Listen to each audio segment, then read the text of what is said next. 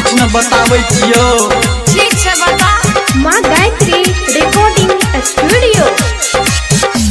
माई के हम बियाह करबो, वो छौड़ी से बियाह करबो।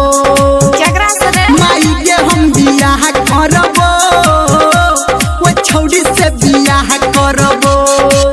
बाबू से कही के बात पटा ले, नहीं त न कहियो हम मरबो।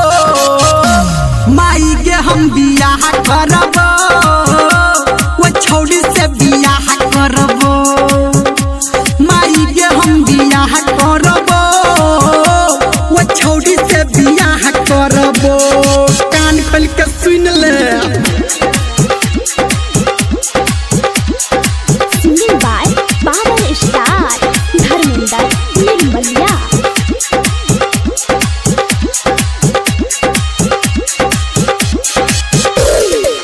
हमारा पसंद के छैटी लड़की, हम जियो कारी छैपू गोरकी। हमारा पसंद के छैटी लड़की, हम जियो करिया पूछै गोरकी। माई के हम माई के हम ओ बोल ना। माई के हम बियाह करबो, वो छौड़ी से बियाह करबो। दूर जो। माई के हम बियाह करबो, वो छौड़ी से बियाह करबो। अरे ए छोरी के घर कहाँ छै?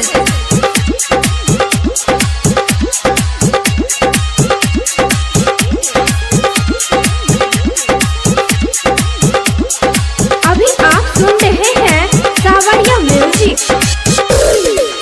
कोयल जैसन ओकर बोली, गाम ओकर छै पश्चिम टोली। अरे ई तो लगे में छै।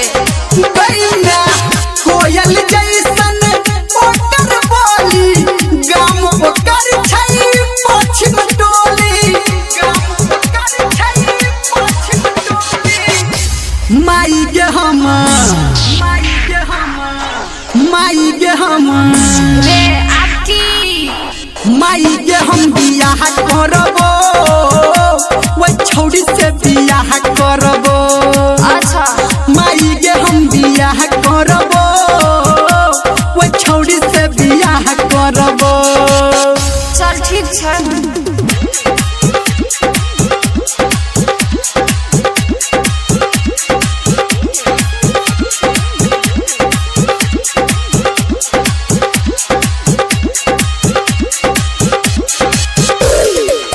धर्मेंद्र निर्मलिया कहतौ, गौतम संजय मामा अगुआ रहतौ। सुनना मौसो को फोन कर दिया। धर्मेंद्र निर्मलिया कहतौ, गौतम संजय मामा अगुआ रहतौ। गौतम संजय मामा अगुआ रहतौ। माई के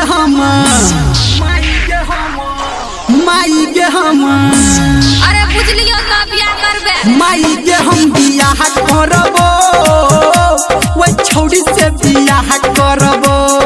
ओहो माई के हम बियाह करबो, वो छौड़ी से बियाह करबो। बाबू से कही के बात पटा ले, नहीं त न कहियो हम मरबो। माई के हम बियाह करबो, वो छौड़ी से बियाह करबो। बुझला के मैं ठीक छै बुझ गेलियो। यहाँ लगन में तोर बियाह करा देबो।